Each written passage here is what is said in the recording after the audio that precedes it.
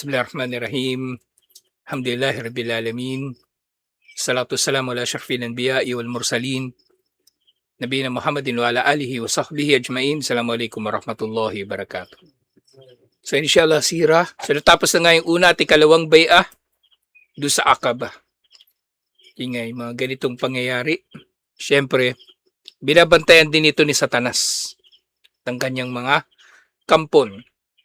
Sa sumunod na nabanggit ni Sheikh Safiyur Rahman Mubarak Puri, Shaitanin yaktasifu al-mu'ahada. Meron daw demonyo na nakatuklas doon sa kanilang kasunduan. At hindi nga magiging kakaiba ito kasi yung mga demonyo, marami sila. Tapos kahit saang lugar, nandun sila. So, malalaman talaga nila yung tungkol doon. Walang matama ibramul mu'ahada nang nakumpleto na yung kasunduan. Wakanal komo ala washkil irfidad at yung mga tao ay nagiwahiwalay na. Iktashafaha ahadu shayatin. Natuklasan ito ng isa sa mga demonyo. Wahaytu in hadal iktishaf jaa fil lahdatil akhirah.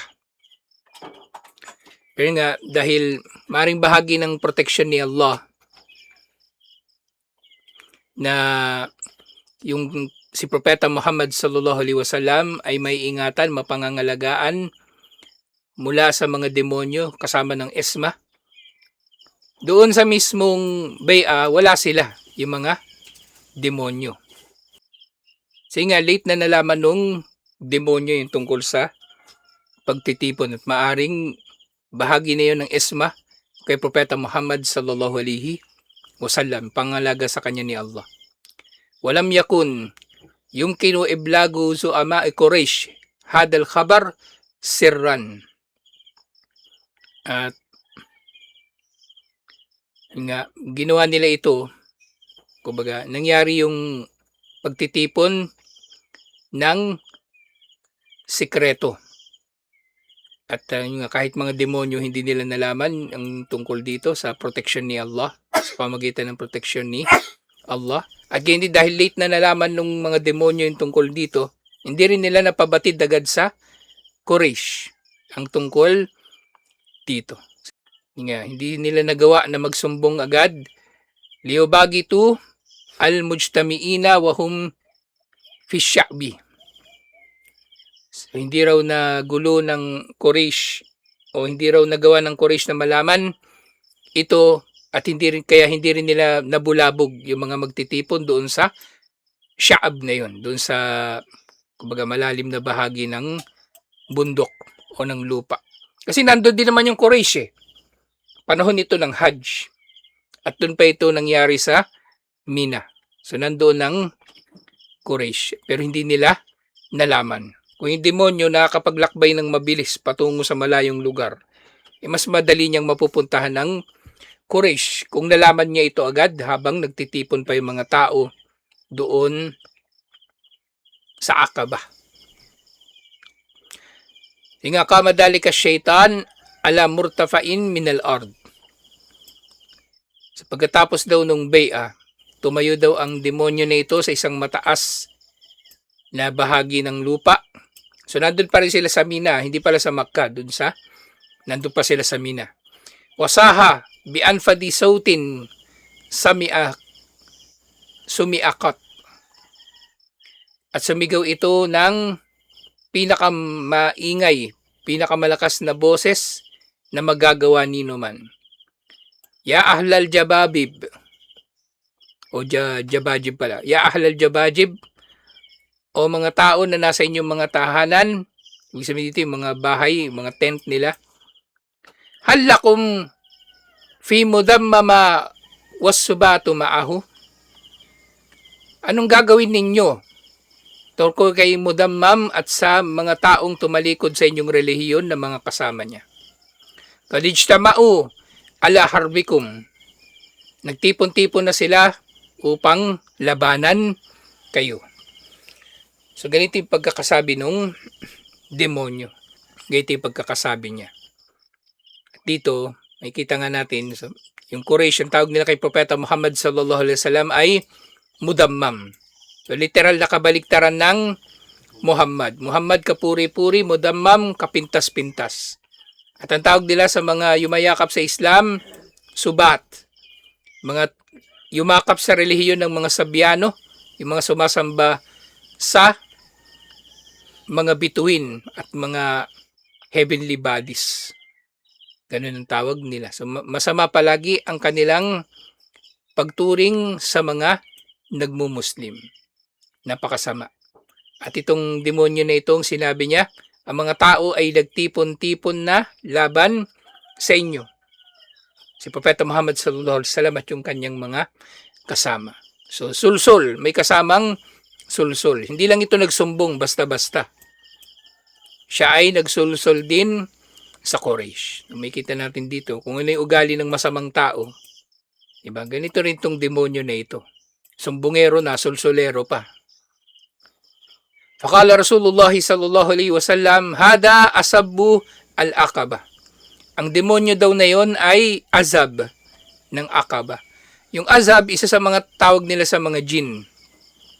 Di ba merong ifrit at ito azab.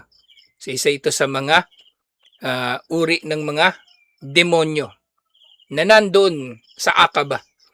Pero nga sa mahimalang pagkakataon, kahit doon siya nakatira, yun yung teritoryo niya, hindi niya nalaman ang tungkol sa Bay'atul Aqaba, liban na lang na tapos na ang kanilang bay'ah. Saka na lang niya nalaman. Huli na. Kaya ganito na lang ginawa niya. Sumigaw siya para marinig siya ng mga tao at makakarinig sa kanya, pati yung Quraysh. Na nagtipon-tipon na si Propeta Muhammad sallallahu alaihi wasallam at yung mga tao na napaniwala niya, kumbaga, sa kanyang da'wah. Amma wallahi ya adu wallah, la atafarraganna lak. Thumma amarahum an yanfadu ila rihalihim. Sabi ni Propeta Muhammad sallallahu alaihi wasallam, pinarinig niya rin ito doon sa demonyo. Sumpa kay Allah, ako nang bahala sa iyo. So, binantaan ni Propeta Muhammad sallallahu alaihi wasallam yung demonyo na yun. Kasi yung sinabi ng demonyo na yun, narinig ng lahat pati sila. Narinig nila yung sinabi ng demonyo.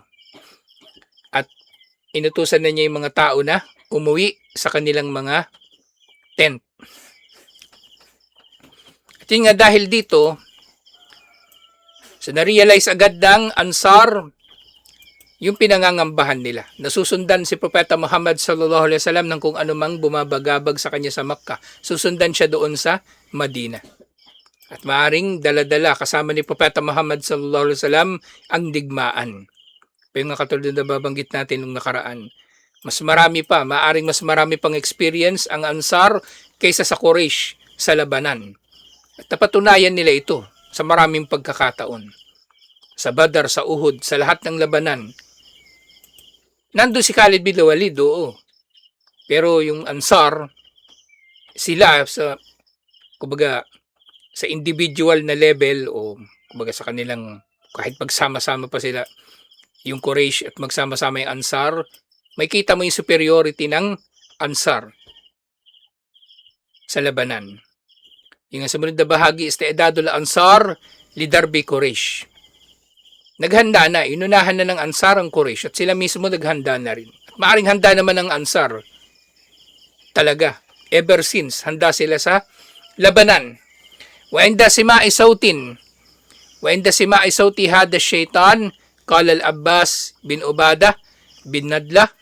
Nang narinig nila yung sinabi ng demonyo na yun, sinabi nila Abbas bin Ubadah, waladi ba'athaka bil haqq. Sinabi nila kay Propeta Muhammad sallallahu alaihi wasallam, sumpaman sa siyang nagsugo sa iyo, dala ang katotohanan, in syi'ta, lanamilan na ala ahli mina, gadan bi asyafina. Kung gugustuhin mo, Propeta Muhammad sallallahu alaihi wasallam, bukas na bukas, sasalakayin namin ang mina sa pamagitan ng aming mga espada. Sasalakayin nila yung Quraysh na nandoon sa mina. So, ibig sabihin, ganito sila kahanda. Hindi nila kailangang umuwi muna ng Yatrib para mag-armas. Dala nila yung armas nila. At hindi nila kailangan umuwi ng Yatrib, kukunin yung kabayo, kukunin yung armor. Kahit wala yung mga yun, kayang-kaya nilang salakayin ang Quraysh. Kayang-kaya nilang salakayin ang Quraysh. Sinisip nila, kung ganyan lang din pala, may demonyo na nagsusumbong at nagsusulsol, unahan na natin mga tarantadong yan. Diba? Papatayin na nila ang Quraysh bago pa man sila makaporma. Uunahan na nila ang Quraysh. Kahit pa masabi natin kaysa labanan, hindi lang naman isang beses mangyayari yun eh. Marami pa pwedeng mangyayari lalo na sa usapin ng logistics. Kung gagawin nila yun, isipin nila madedehado sila, di ba? Kasi malapit lang ang Makkah sa Mina. Mas madaling makakapagpadala ng reinforcement ang Quraysh. Pero hindi nila kinatatakutan yun. Hindi nila kinatatakutan yun. Nakahanda silang sumalakay sa Quraysh. Unahan na nila yung sumbong at solsol ng demonyo sa kanila. Pero nga, faqala Rasulullah sallallahu alaihi wasallam, sinabi ni Propeta Muhammad sallallahu alaihi wasallam, lam nu'mar bidalik, hindi pa tayo pinag-utusan ng ganyan. Walakin irji'u ila rihalikum. Wala pang dumarating na utos sa salakayin natin ng Quraysh, pero umuwi na muna kayo, bumalik muna kayo sa inyong mga tent. Faraja'u wa namu hatta asbahu. At yung ngayong gabi na yun, nag-uwian na sila, natulog, at nga, doon sila inabutan na ng umaga sa kanilang mga tent. At syempre, yung Quraysh, nung narinig nila yung tinig na yun, kikilos sila kagad. Kikilos sila kagad. Kasi hindi sila papayag na darating ang anumang kabutihan kay Propeta Muhammad sallallahu alaihi wasallam.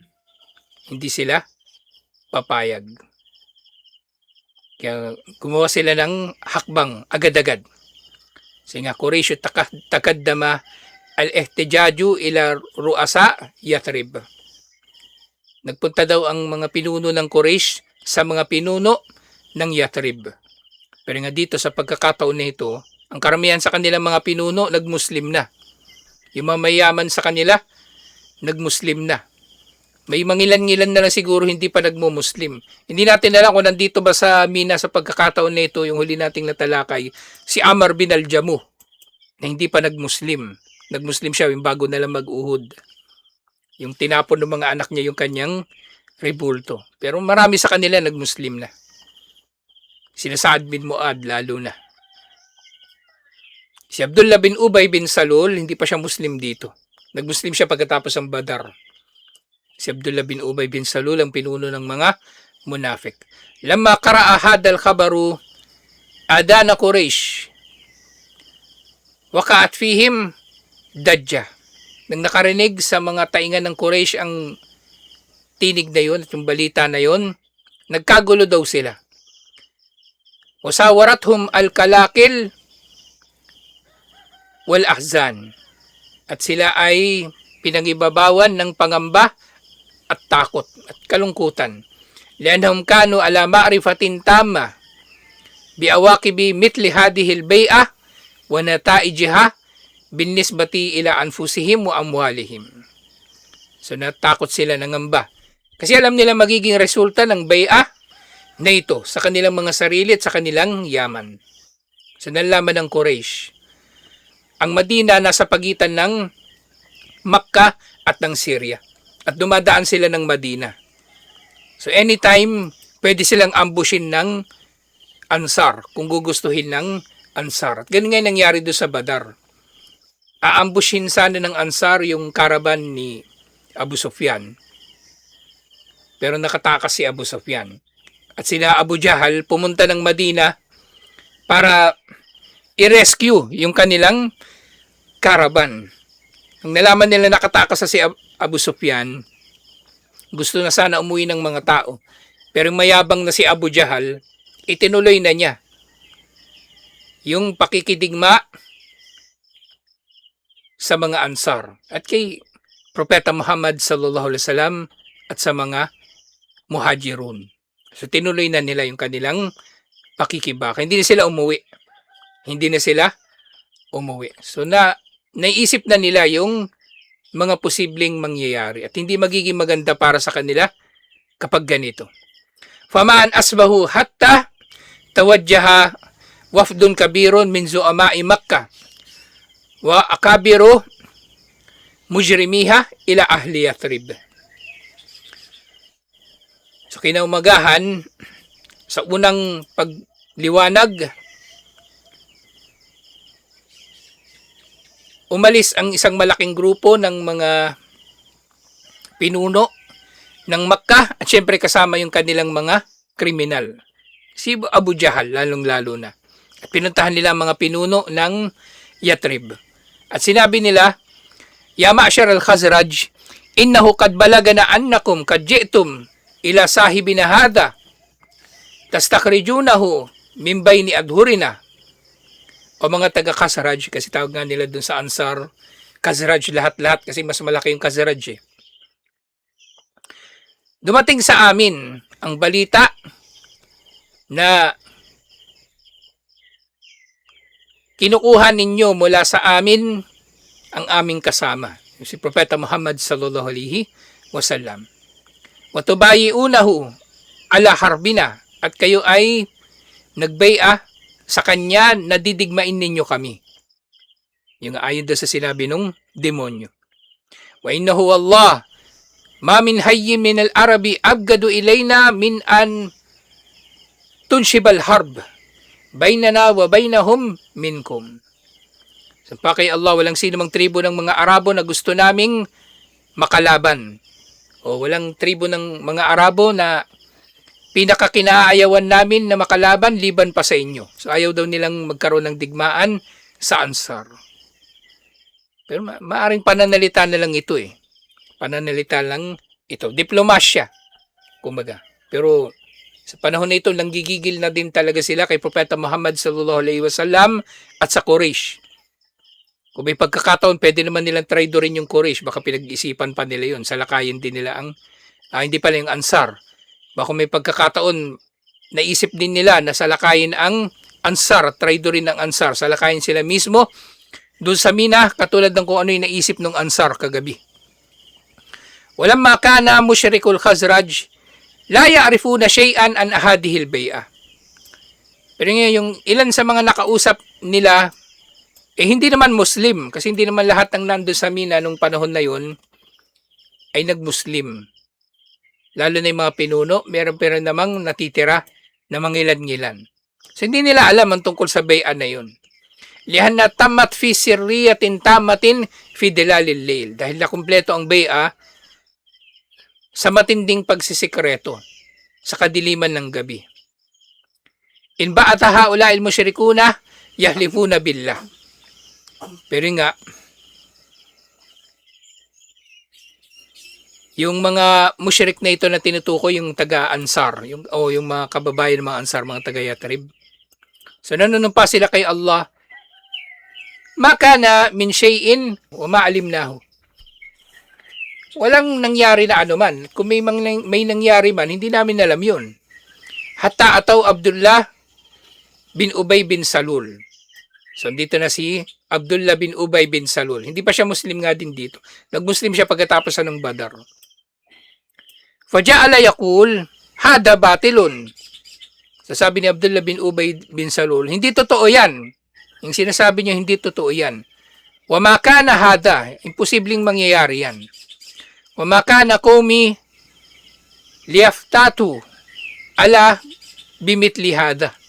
Ang mga kababayan ko, hindi sila gagawa ng ganyan. Hindi sila mangangahas na gumawa ng ganyan. Na magbabaya kay Propeta Muhammad sallallahu alaihi wasallam at syempre tatalikuran ng kanilang relihiyon. Walau kuntu biyatribin, masana ako mihada hatta yu'amiruni. Sabi niya, hindi raw gagawa ang kanyang mga kababayan ng katulad nito. Liban na lang nakukonsulta muna sa kanya. So ganyan kataas din ang tingin ni Abdullah bin Ubay bin Salul sa kanyang sarili. Sabi niya, hindi nila gagawin yan. Liban na lang na magpapaalam muna sila sa akin. Hindi nila yan gagawin. Magpapaalam muna sila sa akin. Pero nga, amal muslimuna fanadara ba'duhum ila ba'd. Pero mga Muslim na kabilang sa mga taga-Yatrib, nagtinginan na lang sila sa isa't isa. Thumma ladu bisamti. At nanahimik na lang sila. Falam yatahaddath ahadun minhum binafyin aw ithbatin. Walang sino man sa kanila ang nagpatotoo o nagpasinungaling. Nanahimik lang sila. Yung nga palagi natin sinasabi, yung katalinuhan hindi lang sa pagsasalita, may katalinuhan din sa pananahimik. Diba? Sabi nga nila, yung matalino alam niya kung ano yung sasabihin, at yung matalino alam din niya kung ano yung hindi sasabihin. O nanahimik na lang sila. Wamalazu ama Quraysh ila tasdikil musyrikin. At yung mga pinuno ng Quraysh, dahil yung nakausap naman nila yung mga musyrik ng Yatrib, naniwala na lang sila at na panatag. Faraju'u khainin. At dumating sila na wala silang nakamit na kahit na ano. Nabigo sila mula dun sa anumang gusto nila sana na mangyari. Nabigo sila. Kalaunan, napagtibay na ng Quraysh na totoo nga yung nangyari. Yung sinumbong ng demonyo. At merong ang bai'ah na nangyari sa pagitan ni Propeta Muhammad sallallahu alaihi wasallam at ng mga taga Madina. So, hindi rin ito nanatiling lihim ng matagal. Sa takad al-khabar laday Quraysh wa mutaradatul mubayiin. Natiyak na ng Quraysh yung bai'ah, at dahil dito, kung dati abala sila sa pagpapahirap, pagpaparusa doon sa mga taga Makkah na nagmuslim, so ngayon pati mga taga Yatrib ay kanila na ring pinipinsala. Pati mga taga Yatrib ay kanila na ring pinipinsala. So nga, adazu ama'u Makkah wahum ala shibhil yakin min kadibi hadal khabar. So nakabalik na ng Makkah yung mga pinuno ng Quraysh, pero hindi talaga sila mapakali pa rin kung totoo bang balita. Lakinnahum lam yazalu yatanattasunahu. Kaya nanatili sila na nag-iimbestiga tungkol sa bagay na ito, nanatili sila nagtatanong at iba pa. Yuktiruna al-bahtha anhu wa yudakkikuna an-nadra fihi. So, nagtanong sila ng nagtanong, nag-imbestiga na nag-imbestiga at nagtiyak sa mga bagay-bagay. Hatta ta'akkada ladayhim anna al-khabar sahih. Hanggang sa matiyak nila na tama nga yung balita. Wal bai'atu kad tammat fi'lan, at nangyari na nga ang bai'ah. Wadhalika ba'da ma nafara al-hajij ila autanihim. At natiyak nila ito, nangyari ito matapos na makaalis na yung mga nag-hajj pabalik sa kanilang mga lugar. Fasara'a fursanahum bimutaradati al-Yathribiyin. So ilang araw lang, nalaman na nila ang totoo. Kaya yung mga umaalis na taga-Yatrib, hinabol ng Quraysh. Hinabol ng Quraysh. Walakin ba'da fawatil awan illa annahum tamakkalu min ru'yati Sa'ad bin Umadah wal Mundir bin Amar fataraduhuma. Yung hinabol nila yung mga taga-Yatrib, at ang naabutan na lamang nila ay sina Sa'ad bin Ubadah at si Al-Mundir bin Amar. At hinabol silang dalawa ng Quraysh. Yung Quraysh, wala sila talagang palalampasin na pagkakataon na magdulot ng pinsala kay Propeta Muhammad sallallahu alaihi wasallam. Kung di nila mapipinsala direkta si Propeta Muhammad sallallahu alaihi wasallam, pipinsalain nila yung mga tao. Yung mga tao na malalapit kay Propeta Muhammad sallallahu alaihi wasallam. Kasi taktika din yun eh. Parang Amerika. Yung ginagawa ng Amerika ngayon. Lahat ng kaalyado ng China, binubulabog nila. Kahit takot sila sa China eh. Takot ang Amerika sa China. Kahit pa mahaba yung experience ng Amerika sa labanan, takot sila. So, yung ginawa nila, sinalakay nila yung Venezuela. Sinalakay nila yung Venezuela. Yung hinuli nila yung presidente. O, tapos ngayon dinidigma nila yung Iran. Takot din sila sa Iran, hindi nila dinidigma yung Iran katulad ng pagdigma nila sa mga Muslim. So, pinipinsala lang nila yung mga nakapaligid sa China, yung mga sumusuporta sa China. So ganito yung ginagawa ng Quraysh. Hindi nila kayang harap-harapan na kumprontahin si Propeta Muhammad sallallahu alaihi wasallam, kaya pinipinsala nila yung mga tao sa paligid ni Propeta Muhammad sallallahu alaihi wasallam. Tutuloy natin to next week. Inshallah. Assalamualaikum warahmatullahi wabarakatuh.